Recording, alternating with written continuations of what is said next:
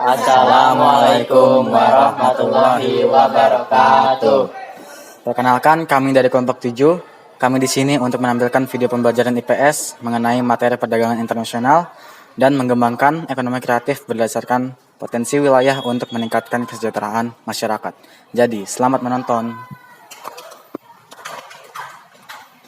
Assalamualaikum warahmatullahi wabarakatuh. Perkenalkan, saya Fadil dari kelompok 7. Saya di sini untuk memberikan pembelajaran mengenai materi perdagangan internasional. Jadi, mari mulai pelajarannya. A. Perdagangan internasional. Dalam materi ini saya membaginya menjadi 3, yaitu 1. Pengertian perdagangan internasional. 2. Faktor yang mendorong terjadinya perdagangan internasional. 3. Manfaat dan hambatan perdagangan internasional. 1. Pengertian perdagangan internasional. Coba kalian lihat gambar ini. Kegiatan menurunkan barang dari pelabuhan yang berasal dari negara lain merupakan bagian kegiatan perdagangan internasional. Jadi, dari situ dapat disimpulkan bahwa perdagangan internasional adalah proses pertukaran barang atau jasa antara dua negara atau lebih dengan tujuan mendapatkan keuntungan atau laba.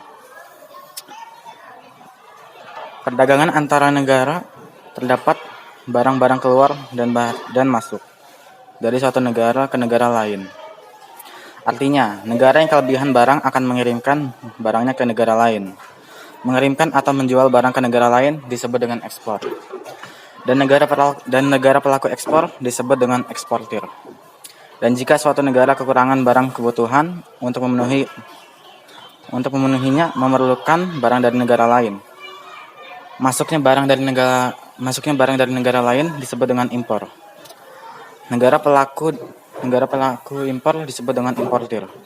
Dengan demikian, dalam perdagangan antar negara terdapat arus barang keluar dan arus barang masuk. 2. Faktor mendorong terjadinya perdagangan internasional. Pada dasarnya, perdagangan internasional muncul dilatar belakangi oleh kemampuan menghasilkan barang antara negara yang satu dengan negara yang berbeda.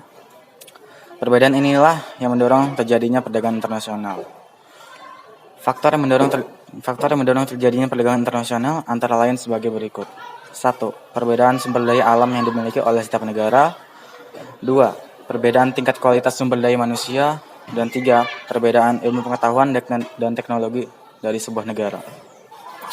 Jadi, itulah pengertian perdagangan internasional dan faktor-faktor pendorongnya antara perdagangan internasional. Jadi, saya ulangi. Jadi, itu adalah pengertian perdagangan internasional dan faktor-faktor pendorong terjadinya perdagangan internasional. Assalamualaikum warahmatullahi wabarakatuh. Perkenalkan, nama saya Jasman Faiza. Saya akan menjelaskan bagian 3. Manfaat dan hambatan perdagangan internasional. A. Manfaat perdagangan internasional. Antara lain, 1. Setiap negara dapat memenuhi kebutuhan akan barang dan jasa.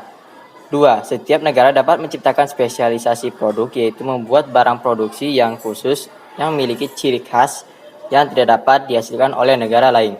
3. Penduduk dari negara yang melakukan perdagangan akan mendapatkan barang dengan mudah dan harga murah. 4. Mendorong kegiatan produksi. Setiap negara berusaha memperluas pemasaran barang hasil produksi. Apabila pemasaran semakin luas, maka produksi dapat ditingkatkan sehingga permintaan terpenuhi. 5. Setiap negara dapat meningkatkan hubungan persahabatan antar negara. 6. Kegiatan produksi dapat meningkatkan hasil sehingga perusahaan bertambah maju dan membuka kesempatan kerja. 7. Pendapatan negara melalui perolehan devisa hasil ekspor.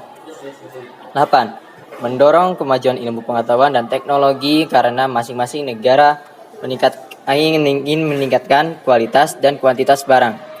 9. Mendorong pertumbuhan ekonomi dan menyerap banyak tenaga kerja sehingga dapat mengurangi pengangguran. B. Hambatan perdagangan internasional. Kebijakan pemerintah untuk melindungi produksi dalam negeri merupakan hambatan perdagangan internasional. Kebijakan untuk melindungi produk di dalam negeri disebut proteksi. Kuota merupakan kebijakan untuk membatasi jumlah ekspor dan impor barang dari satu negara. Tarif, kebijakan pajak atas barang impor dan ekspor. Politik dumping adalah kebijakan menjual barang di luar negeri lebih murah daripada di dalam negeri sendiri. Kebijakan ini bertujuan untuk meningkatkan devisa negara. Halo semuanya, saya Alcitra dari kelas 9B. Di sini saya akan menyampaikan materi bab 3 bagian B nomor 1 tentang konsep ekonomi kreatif. Kalian tahu gak sih apa itu ekonomi kreatif? Ekonomi kreatif merupakan pengembangan konsep yang berlandaskan sumber aset kreatif yang diharapkan mampu meningkatkan pertumbuhan potensi ekonomi. Kreativitas adalah kemampuan seseorang untuk melahirkan sesuatu yang baru, baik berupa gagasan atau karya nyata yang relatif berbeda dengan yang ada sebelumnya. Dalam setiap kegiatan ekonomi, diperlukan suatu pemikiran yang kreatif. Wirausahawan adalah orang-orang yang punya kemampuan dan menangkap peluang bisnis, mengumpulkan sumber daya yang dibutuhkan dan memastikan keberhasilan dari usahanya. 16 subsektor lingkup ekonomi kreatif. 1. Periklanan merupakan bentuk komunikasi satu arah yang bertujuan untuk membujuk dan mengajak orang lain. 2. Arsitektur berkaitan dengan desain bangunan secara menyeluruh. 3. Seni rupa berkaitan dengan perdagangan barang-barang asli, unik dan langka serta memiliki nilai estetika seni dan sejarah yang tinggi. 4. Kuliner. 5. Aplikasi dan permainan interaktif atau game didesain supaya memudahkan pengguna dalam melakukan aktivitas sehari-hari. 6. Kerajinan atau craft berkaitan dengan kreasi, produksi hingga distribusi produk. 7. Desain produk. 8. Desain komunikasi visual. 9. Desain interior. 10. Fashion. 11. Seni pertunjukan. Contohnya pertunjukan wayang dan tari tradisional. 12. Penerbitan.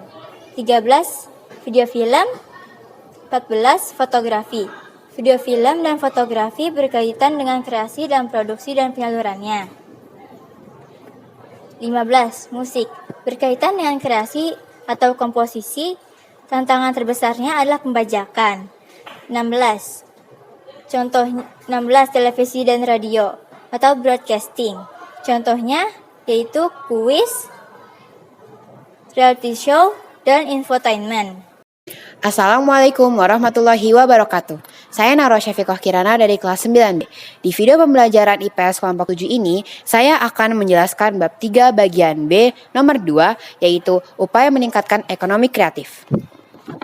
Sistem ekonomi di Indonesia memiliki acuan pada Undang-Undang Dasar 1945, yaitu sistem ekonomi Pancasila yang di dalamnya terkandung di demokrasi ekonomi. Demokrasi ekonomi ialah kegiatan ekonomi yang dilakukan oleh, dari, dan untuk rakyat di bawah pengawasan pemerintah. Hal-hal yang terlibat dalam demokrasi ekonomi adalah pemerintah, pengusaha swasta, dan seluruh rakyat. Sehingga harus ada kerjasama yang baik antar pemerintah, rakyat, dan swasta dalam pelaksanaannya. Sistem ini sudah diatur dalam Undang-Undang Dasar 1945 pasal 33 dari ayat 1 sampai ayat 3. Dengan itu, pemerintah memiliki strategi untuk melaksanakan ekonomi kreatif ini. Berikut adalah beberapa strategi yang pemerintah miliki untuk melaksanakan kegiatan ekonomi kreatif ini. 1. Menyiapkan intensif untuk memacu pertumbuhan industri kreatif berbasis budaya. Intensif ini meliputi perlindungan produk budaya, kemudahan memperoleh dana pengembalian, fasilitas pemasaran, dan promosi, hingga pertumbuhan pasar domestik dan internasional. B. Atau 2, membuat roadmap industri kreatif yang memiliki berbagai lembaga pemerintah dan kalangan swasta. 3, membuat program komprehensif untuk menggerakkan industri kreatif melalui pendidikan, pengembangan sumber daya manusia, desain, mutu, dan pengembangan pasar. 4. Memberikan perlindungan hukum dan intensif bagi karya industri kreatif. Contohnya dengan memberikan perlindungan dengan hak kekayaan intelektual atau HKI. 5. Membentuk Indonesian Creative Council sebagai jembatan untuk menyediakan fasilitas bagi para pelaku industri kreatif. Kementerian Perdagangan merealisasikan strategi-strategi yang telah pemerintah usung dengan langkah sebagai berikut. 1. Pengembangan database ekonomi kreatif Indonesia yang didukung dengan teknologi informasi. 2. Peningkatan penggunaan teknologi melalui program kemitraan. 3. Pekan Produk Kreatif Indonesia atau PPKI. 4. Festival Ekonomi Kreatif. 5. Wahana kreatif. 6. Peningkatan jangkauan dan efektivitas pemasaran. 7. Riset ekonomi kreatif dan fasilitas pemberian intensif yang mendukung inovasi. 8. Fasilitas kegiatan yang mendorong lahirnya insan kreatif dan entrepreneur kreatif baru. Contohnya adalah perlombaan ekonomi kreatif dalam negeri dan dilanjutkan skala internasional. Yang terakhir, penciptaan identitas lokal daerah tingkat 1 dan 2 serta identitas nasional. Sekian video pembelajaran IPS dari kelompok kami. Mohon maaf bila ada kesalahan dalam perkataan dan materi yang kami sampaikan. Semoga video pembelajaran kami dapat dimengerti sehingga menambah ilmu pengetahuan sekalian. Terima kasih. Wassalamualaikum warahmatullahi wabarakatuh.